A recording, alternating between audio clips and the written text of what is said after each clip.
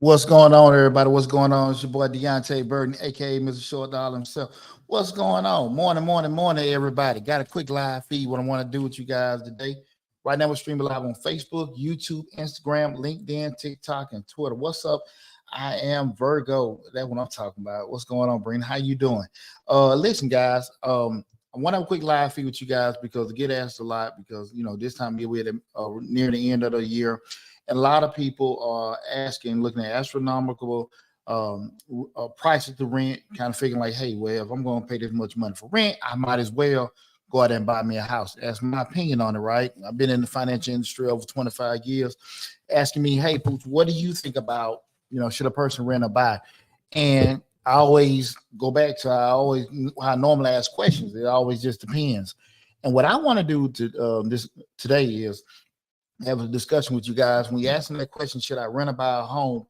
Some of the key considerations that you need to take upon yourself to help with your process of elimination, because far too often you see a lot of information people give you. You can look on the internet and people say, hey, this, you should go buy a house. Now's the time to go buy a house and do things like that. Or you should be renting. It doesn't make sense because the rate's too high. What I want to do is just go through a list of different things that you should consider in regards to try and decide if you should rent or be renting a home, or you should just do a purchase of a home, with it. So we're going to go through it. Feel free. You got any questions or anything like that, ask your questions and everything. And, we have a good discussion in regards to that because, again, a lot of people, what's going on, Chris? A lot of people are asking me that in regards to, like I say, rent is sky high right now, right? But then also home prices. So you just figure out, what do? You just go, get your damn cardboard box and go live on the side of the road, So with that said, I want to have an open discussion in regards to, what you need to be doing. Should you be renting or buying? Some of the key considerations. Like I said, now, like I said, we're streaming in on Facebook, YouTube, Instagram, LinkedIn, and TikTok and Twitter. If you're looking at us on Instagram and TikTok, you're not on the regular live. You got the live feed going, but you don't have the same one that you have when I'm looking at it on through the StreamYard. So, but still, regardless, feel free. If you got any questions about what the subject matter, what we're talking about, feel free to ask. And when we start talking about deciding whether you should rent or buy a home, a significant financial decision, this depends on several factors. And some of the key considerations I want to go over, again, some may be applicable to you, some may not. But again, feel free to ask questions, anything, or chime in if you have any opinion or questions about the subject matter. And the first thing I want to talk about is just financial stability. I mean by financial stability.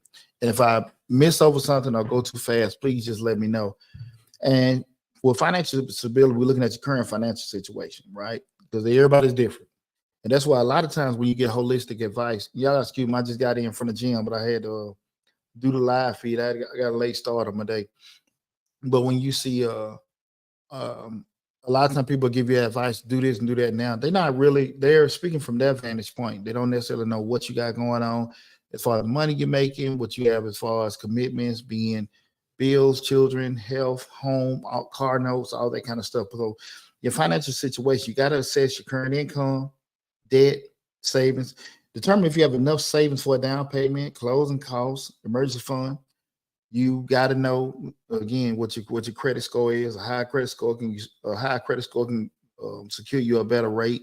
One of the biggest things I think a lot of times people try to avoid is just really prolonging things to get yourself in a better situation. We've done several videos, especially from a business standpoint. People try to avoid um, using their personal credit with everything. But I always be honest with people in regards to when you don't want to use your personal credit, it's not normally going to be advantageous for you because again, most of the times lender, even if even on a business loan where the actual loan won't hit your personal credit, it'll hit the social security number or the tax ID number of the business, but they still need to have somebody there to run it through, just for purposes just in case a loan get defaulted on. And when you avoid that, the deal is not going to be as beneficial to you, i.e. higher rates, i.e. shorter terms, things like that, you're not going to be beneficial to you. So you got to be able to be realistic with your credit score. And if you have credit challenges, it's not a mission of defeat. You just got to look at where you're at. That's what we're talking about now. Make that current assessment. Like I'm here now. This is where I want to be in 6 months. This is where I need to be in a year. Most of the times, our credit don't get destroyed overnight. Sometimes, but most times it doesn't get destroyed overnight. You're not gonna fix it overnight. So if it comes to the process, you have to just plan everything out as far as getting yourself in a better situation. Just do that, okay? And we're talking about again some of the key considerations if you want to rent or buy, right? So again, they start talking about looking at a few things with yourself first. We look at current financial situation, talk about credit score. Another is the market conditions, and you just got to research the real estate market in the area you're interested in. Is it a buyer's market? Is it beneficial to be doing it? People when price just done shot up. What is it? Because at the end of the day, sometimes you can look over trends with certain things like, hey, it doesn't make it affluent because the price is high. It might just be the price high because we're going through that hyperinflation. And you got to be savvy enough and take your time and don't go off emotions and buy something you're like, look, man, I know it's just overpriced right now. With doing it, Regina Jackson, please send your contact information. All the information, and if you look in the description, so if you're looking on YouTube, all our contact information from the phone numbers, the office number, everything is in the description section of the video. So if you're looking at all contact information is in the description section of the video. So you'll be able to see that. And guys, the main hub is the Mr. Short Dollar YouTube channel where we cover personal finance, entrepreneurship, investing in real estate. No matter what platform you're looking at, be it Instagram, Facebook, or TikTok, go to the Mr. Short Dollar YouTube channel. You can just Google Mr. Short Dollar. You see my big head pop up. Subscribe to the channel. We got over 800 videos with a lot of great information. Got an active grant playlist with over 150 grant opportunities for you guys to take advantage of. But definitely go to Mr. Short Dollar on YouTube. Subscribe to the channel. But every video in the description section of every video is our contact information. So definitely, go there and check that out. But again, we start talking about the financial stability, the market conditions. You gotta take time to again assess, not a moment in time where it's like, hey, this is a hot market, people are buying and stuff, and then the things settle down. Like, okay, cool, this is just something because where we at in the economy right now, where things deflate. There are a lot of people that bought houses in the past, let's say 15 months, they were overpriced. And as rates continue to increase, prices are going to go down because people are not going to be able to afford the cost. So a house that was selling for $350, whereas the rate might have been 6%, say this time last year, right? Rate was like 5.5%. But just say with your loan attached, you might got a home for $300,000 at 6.5%, 7% this time last year.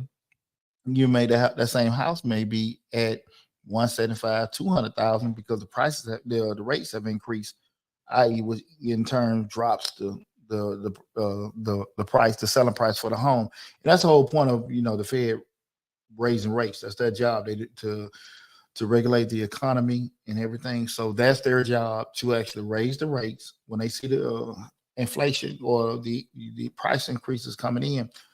The Fed Reserve rate, you see Jerome Powell come up there where they're assessing where we at in the economy. So if they say, hey, listen, prices are not dropping, inflation is still there, they'll increase the rates, which makes people reluctant to buy because it's going to cost too much. would turn around and make the prices drop because people are not out there buying things. And that so if you turn around and buy a particular what's up, Dre? You turn around and buy a property now with the rate so high again, and don't be surprised if especially if rates continue to increase, if the price is going to the actual selling price is going to drop, and you can easily be in a situation where you're buying a home now that may be overpriced 10, 20, 30, 40, $50,000. And it just varies from market to market. So I just really want you guys to make sure you assess the market conditions, what's going on with everything. Even if you say, hey, this is going to be our dream home, we're just going to be in a transitional phase, we're just going to stay here for a couple of years or whatever, you want to make sure that you do have some kind of intro, outro, if you want. Because like I said, sometimes you may say, I just want to live here forever. But a lot of times when you get in a situation like that, you may say, hey, we can do this. If we care to move or leave, you have that option because, it's not, you didn't buy it at a loss. And a lot of people have done that over the past year. And you hope that over time, because we know traditionally with real estate, the value does increase over time. So even if you did get it overpriced, it'll probably catch up in the next couple of years. Not now, but it would, because it's you don't buy a home with negative equity, on purpose. Sometimes, depending on I guess what the deal is, but for the most part, you wouldn't do that. But that's why we want to be able to assess those market conditions and don't go off impulse. We want to go off research, right? So again, that financial stability of you, the market, credit score, all that kind of stuff need to be assessed first. We're talking about should I rent or buy, and some of the key considerations you need to take first. The second thing is, what's your long-term plans, right? What's your long-term plans, right? Duration of stay. If you plan to stay in the area for a short period of time, rent might be the more economical due to flexibility if it offers, right? Because you're not tied in.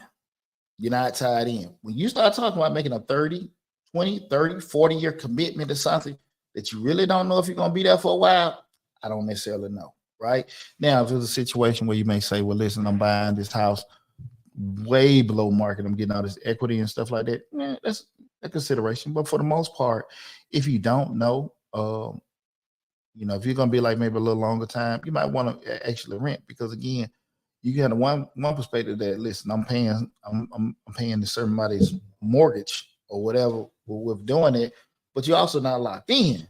So you got to make sure you actually take that in consideration. So again, we're talking about long-term plans, part of those key considerations. What are you trying to do big picture-wise with it? The second thing is career stability. Consider the stability of your job or profession. If you might need to move for work, rent, or might be a safer choice. Rent might be a safer choice with doing it. That goes back to, a lot of times we can get a moment in time confused with what's going to be normal. When you get a new job, that new job euphoria, money coming in, everybody's good, family doing well, it's great, right? But on the flip side of it is a lot of times in this economy, you don't know how things are going to go. And I'm not sitting here saying don't, be adverse to doing making long-term commitments because of your job. But I do think from the outside looking in, you can go into situations and say, listen, okay, what are most of the people here doing? Are they renting, buying? Let me take a little time to peek the scene, things like that, because it's nothing uncommon. Just say when things we know with outside of governmental agencies, and you have some, I can't even say like we even with your major Fortune 500 companies, even you working at like just say the entry level or the manual level of the business, when they want to start, trimming fat and cutting costs, they just laying people off, right? But you do need to kind of make it, get a good feeling in regards to your job situation. We know those solid anchors that you pretty much know you're gonna work forever. Teachers, governmental jobs, things like that, where you got stability. Just anything that's public service. Let me slow down the mic. I'm sorry. You probably got, a better chance of stability. But I will say just be scrutinized as much as possible how much you feel that, I'm gonna be in a stable situation. Don't just go into a situation where, look, this is a good job, good money, my family's safe. Get a couple years. Get a couple years. You might say, well, hey, that's a long time. But again, you're still talking about a 20, 30, 40-year commitment with that mortgage, right? It's not a right way or a wrong way we're doing anything. But again, we're talking about key consideration that you need to take think about in making your decision if you should rent or buy. And we start talking about just that career stability. You want to kind of, if you're not for sure, just keep renting for a little bit. It's my personal opinion, okay? But would you purchase anything like that if you know you've been at a job for a year or so and you don't really, again, outside of some stable field, i.e., government, i.e., something that hey, pretty much pension related? I don't necessarily know if I'll do that, okay? Other thing is family plans. Think about your family plans. Will your family be expanding? Do you need more space? I remember my first home, we had one kid. I got four sons. We had one kid. He'd be 29 next month. And then when my second son, he's 21, 22, when he came along, it was kind of getting a little tight. It was a 3-bedroom home. When my third boy, which is 19, came, that's when like, okay, it's time, time to go. It was getting tighter now. So the start of home perspective was fine then. But as the family started expanding, and I think those one of the key considerations when you're looking at a home, my personal opinion, I don't necessarily know if you need to buy a 4 or 5 bedroom with a newborn, right? I don't know. You hope to have a big family and everything like that, but you don't necessarily know. But again, if you're in a stable situation, you might say, well, listen, we're going to get here, we're going to expand. But those kind of considerations that I think you need to think about in regards to like, should I rent or should I buy? Getting those long-term plans, duration of the stay, how long you plan on staying there, your career stability. Lastly, those family plans. What are you guys trying to do big picture wise? Going to keep it small or you want to grow big? What we want to do? And where are y'all in that process of actually growing this particular family? So again, we want to just be looking at these particular things. And again, guys, I understand. That's why I don't do the holistic approach. Now's the best time to do this. I don't believe in that. I believe in everybody has a unique situation. Everybody, has different things going on. You have one way, your best friend, your sibling, all you have different ways from an income, financial constraints, living constraints to take into consideration. So holistically, everything doesn't work for everybody. So again, that's what we're talking about. Should I rent or buy? And some of the key considerations that you guys should take upon. The next thing is costs, monthly payments. Compare monthly rent payments with potential mortgage payments, including interest, property taxes, insurance, and maintenance. Okay. Consider your monthly payments, what's going to be coming out from a mathematical standpoint. One key thing that OG gave me when I bought this is over 20-some years ago, when OG gave me a key consideration, don't necessarily compare your current rent or month, be kind of stuck on that. Because again, when you're talking about a mortgage, you're talking about a 30-year commitment. So even if the mortgage is higher, is a little bit uncomfortable for you to pay, don't avoid it, because again, you do know as you progress in life, your actual income potentially supposed to increase. So even if it's a little tight, I ain't necessarily saying go underwater, but even if it's a little uncomfortable, don't shy away from it, because you can easily be 5 to 10 years into that mortgage. Now that mortgage is way affordable, if that makes sense. I'm not, like I said, I'm not saying go broke behind it, but also take in consideration, if you're on a progressive track, those things are going to continue to, get easier, because again, you're going to actually grow as an individual, as a professional. Okay. Next one, the hidden costs. Home ownership involves additional costs like repairs, property taxes, homeowner association fees, and maintenance. Renting often has fewer unexpected costs. Definitely go into home ownership with the expectation of costs that you didn't think about. HOAs, leaks, and stuff like that. Guys, I remember about a year ago when the tree hit my house and all kind of stuff. Insurance took care of it, but then all the other stuff I had to add in addition to it.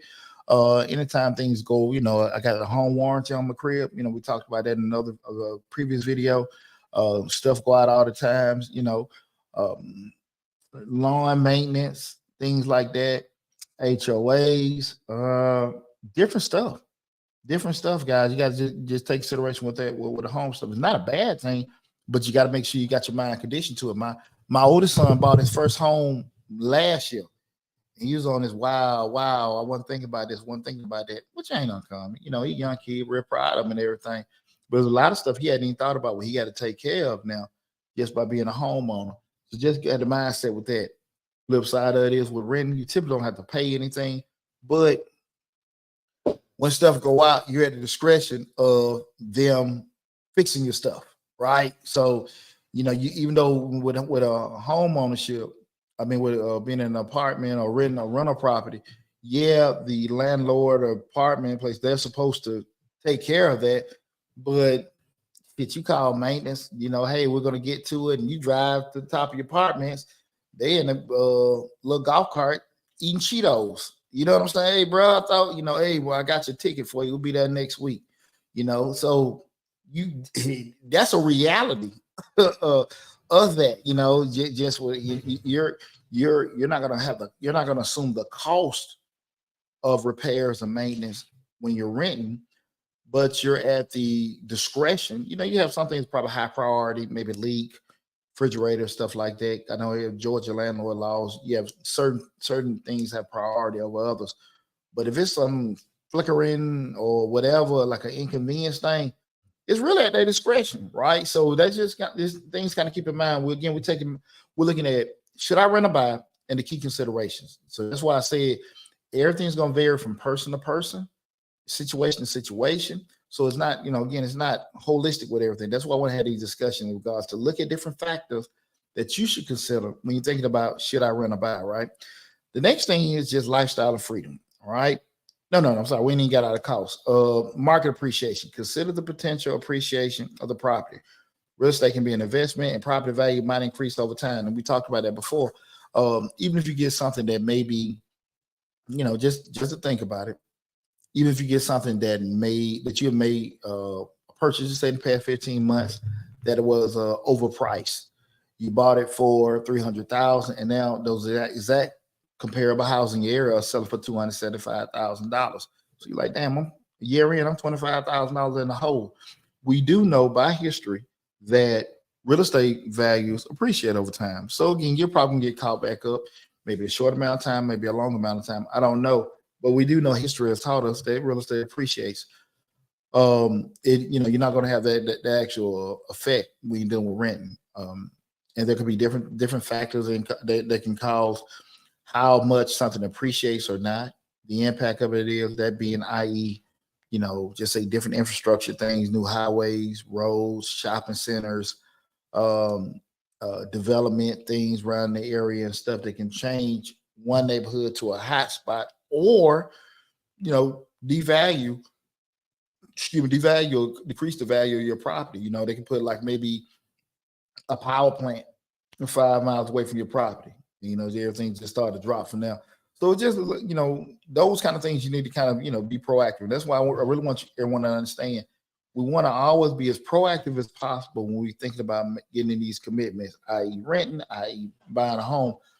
Don't just sit here and just go off impulse. I understand things happen. You got to make a move here and there. Somebody lose a job, somebody gets sick, you go through a divorce. When I went to my divorce a couple of years back, there were a lot of decisions. If I had time to lay out a good plan, I would have did. Some of them I didn't have time. So I had to just be a little bit more, on the go with things. So I understand how things happen. But when we sit here just looking through a couple of things, that's why I want to give you these things to consider when you're trying to decide if you should rent or buy. The next one is lifestyle of freedom, and that being flexibility. Renting provides more flexibility. Okay, you can easily move when the lease ends without the hassle of selling the property. Right? You ain't like it. You 2 or 3 months in, this some bull, whatever. Like we just talked about the power plant coming a couple miles down the road. You got me, but and at least I'm gone. You buy that house, it's at discretion that you can get out of it. Can you sell it? Can you get somebody sold along? Whatever. You might just be stuck there. Oh Lord, I got this neighbor here, they breeding dogs, and I got stuff when the wind blows. And that almost happened with a house I was about to buy. They were raising Great Danes. And I remember looking at that house and that wind blew. Man, so funkified. I couldn't damn believe it. But just imagine I would have turned around and I love that house. And but just imagine how they got that crib just been out there on a sunny day, and I smell great Dane poop and shit. But anyway, those kind of things were, like I said, the flexibility, understanding that you can get in and out. You locked into the term of the lease, but you can get out of it. That 20, 30, 40-year commitment that the mortgage brings, You're locked in. So just kind of make sure you got the right mindset with going to things like that. The second being customization. Home ownership allows you to customize, decorate the property as you like, give you a sense of ownership, belonging in the community. Those kind of things you get look at. You can't just do, I had a couple guys, go in my damn rental houses and act like, I want you to feel comfortable. I want you to love it. I want you to take care of my house like it is yours.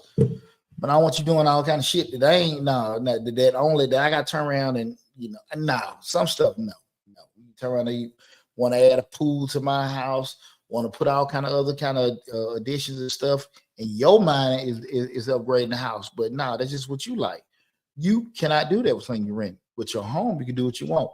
Another thing to keep in consideration, though, and I've had this happen to a friend of mine that I've had conversations about.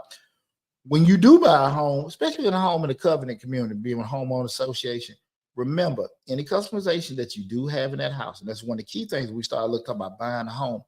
If you do want to get a home that's a homeowner association, make sure you read that covenant first, because there are things that you can and cannot do in that property that you might not, you didn't overlook it, as far as lighting, as far as signs, as far as just say you want to put mulch, any kind of additions or modifications you want to do to your home or your yard. They may not be allowed, but depending on the terms of the homeowner association. And we know, I like homeowner associations because my community is a covenant community. I've been in both, with and without. I like the actual standard that is set.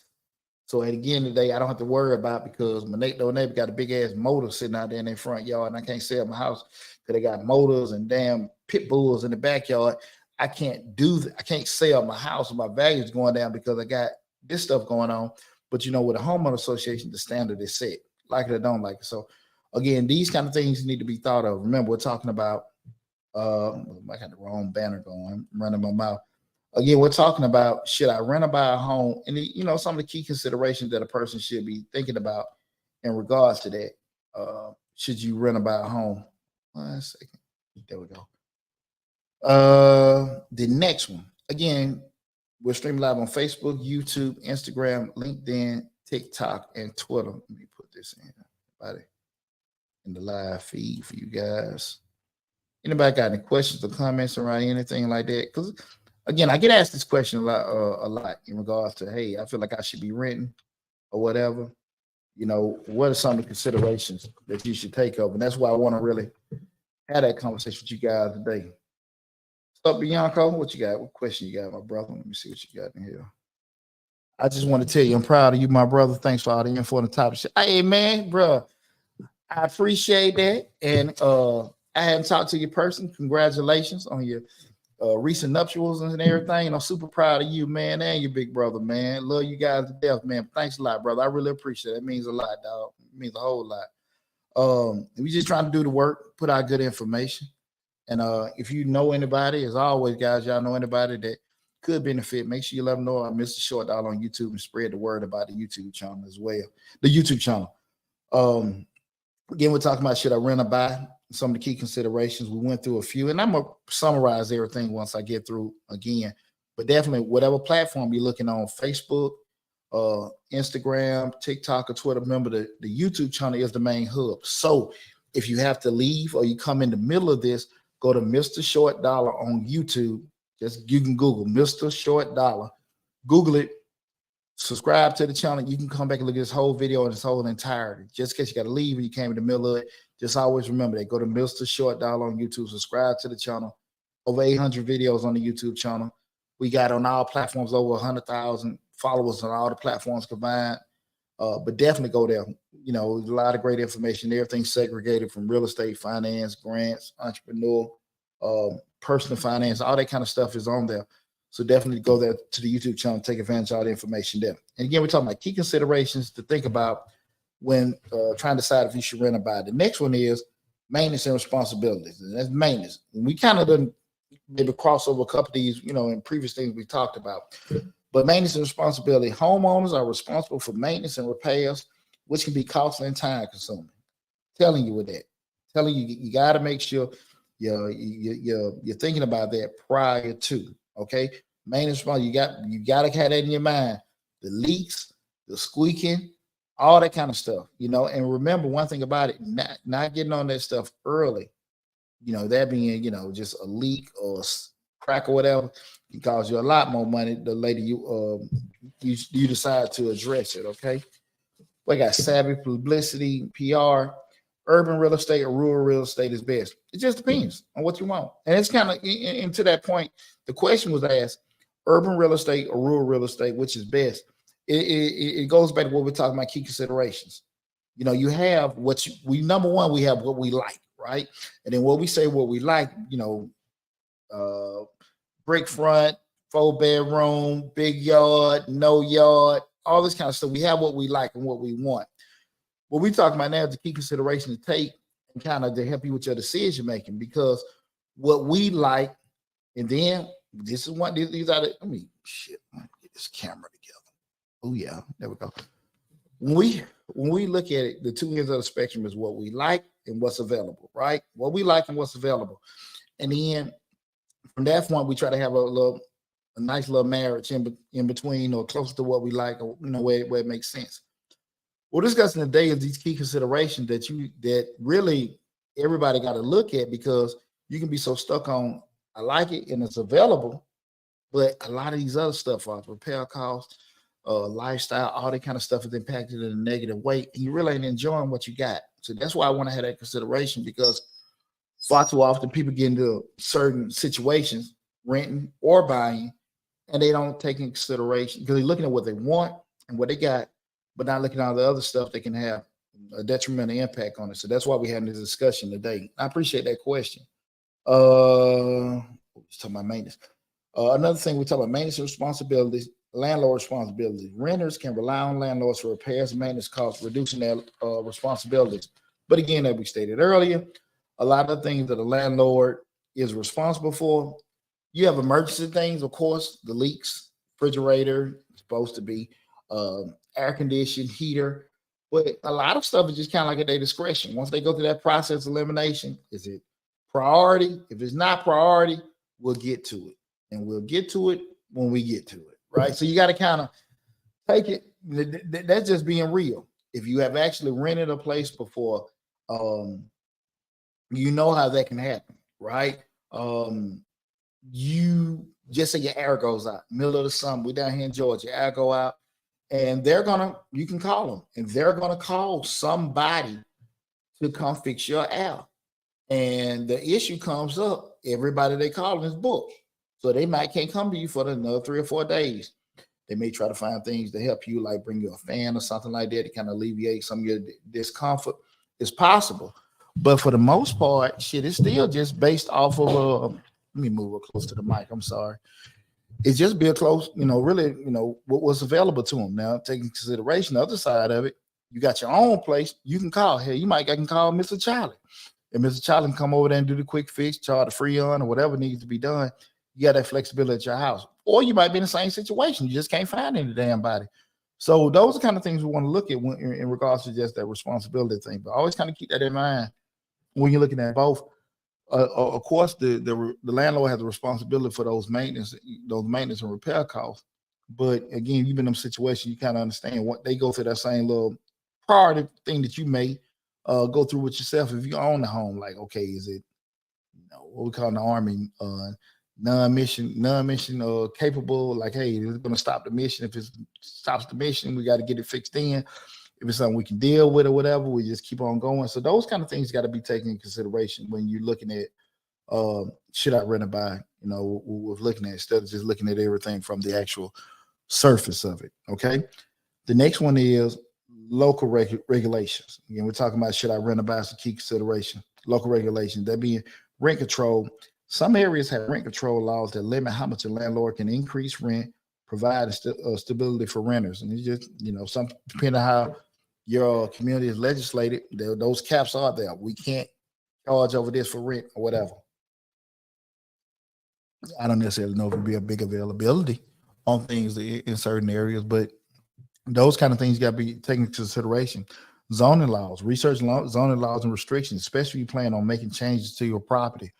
All this stuff need to be taken into consideration. Even local or even state landlord laws, what the landlord, you have a lease that's stated what the landlord would do in certain things, but also it may be certain things that's not stated on there that may protect the actual tenant or protect the particular landlord. It behooves you to know. We know ignorance is not always an excuse for something. We can say I didn't know, and you genuinely didn't know. But in the court of law and certain things like that, that's not. You still can't stand on it with that. So I always got to kind of keep that in mind with doing it, even with your particular home. It was an abundance of people the past couple of years because I went to some of these same little seminars. Everybody want to buy doing that damn fix a flip mentality. They want to buy houses, and turn them into Airbnbs and rent them out. So what didn't happen in the past couple of years?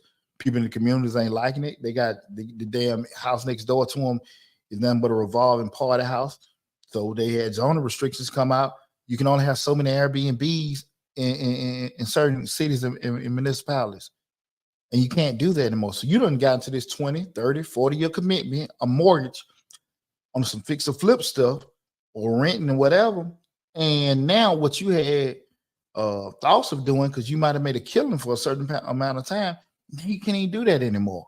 So you got to stay on top and be abreast of what the laws and regulations are. Something like that you can't really get around, but just things to kind of consider when you're doing these kind of things. What would be right, what would be wrong, what would be advantageous for you, not. Because again, there's no excuse for ignorance. I mean, you buy, it behooves you to find out. It behooves you to find out. I always remember when we talk about getting the business deals and doing certain things like that. Always find out why you should not do it. Not to stop you, but to find out, to learn if you can find enough ways to mitigate those losses, mitigate those restrictions where it's not negatively impacting you. Because when you want to get into a particular business, you want to start selling these, creating these, building these, renting out these, all the reasons that you're fine, man, I can make money doing this. All the positives. You always got to find out the negatives, because the negatives may, again, not to scare you. You may you got to equip yourself with the information. What's going on, Pony? My cousin tuning in. What's happening, cuz? How you doing? Appreciate you tuning in too. You got to find that out. You got to find that out. I ain't from the school of thought that, you got to be scared and, don't let folks talk you out of stuff like that. No, it's not that. A wise man going to try to get equipped with as much information as possible, right? Because at the end of the day, once you start spending money, everybody got all the money to gain, but shit, I ain't got all the money to lose. I'm just saying, with that said, it behooves you to become as knowledgeable as possible about certain situations, okay? That's just how that is. When you have those major corporations come in, they want to do a particular deal, they're going to send their risk management, risk assessment team in first to kind of see. They're going to do that market study to find out it's going to be beneficial to them or not. Can we make money here? What the pros and cons? And if the pros are bigger, they'll go in, and start a business or do certain things. And you got the same mentality, right? So your great idea may be a great idea, but your great idea may not be a great idea there or at that time. Just always, don't take it personal, but just equip yourself with that. Especially when we start talking about renting and buying. You're talking about something where it may be this expensive lease that you may be doing. And you're like, man, that's a lot of money to be kicking out for, it may be more beneficial for me to get this mortgage. And it may be. But also you turn around and say, if I get this mortgage, this is what I'm allotted. The house over price, rates, I don't know if they're going to go down anytime soon. I don't know if this is going to have any kind of market appreciation. All this stuff got to be taken into consideration. It's not a right. It's not a wrong. It's just what's the best for you, right? And lastly, we're going to talk about just emotional consideration, that being a sense of ownership. For many, owning a home provides a sense of stability, security, and pride. Nothing like it feeling when this your crib, you can do what you want to, this, that, and that, walk outside and backyard with your drawers on. Cool. Do what you want to do. That's your crib. You have it. It's a great feeling to have and everything like that. So also risk aversion. If you are risk averse and prefer predictable expenses, rent might be a little safer choice. Know who you are. Know how you are. Again, there is no right. There is no wrong. You just want to make sure that you're doing what's best for you. With trying to decide like, okay, if this is going to be the best decision for me, i.e. if I'm going to rent or buy. Okay, I just want you guys to look at it like that. Because again, this is not I'm never gonna get into a situation. I always say kind of shy away from people that will tell you, hey, you need to do this, you need to do that. And they're saying it based off their assumption. But typically when you go people that's in the kind of I ain't gonna say that. I want to say people in the financial world, because still people get a damn opinion like they're way the right way. But most of the times you deal with somebody that's financially savvy, they're gonna tell you exactly what I'm telling you before. Lay out all your these different variables in regards to now you can make an honest assessment looking at these particular things. And that's why I want to have that discussion with you guys today.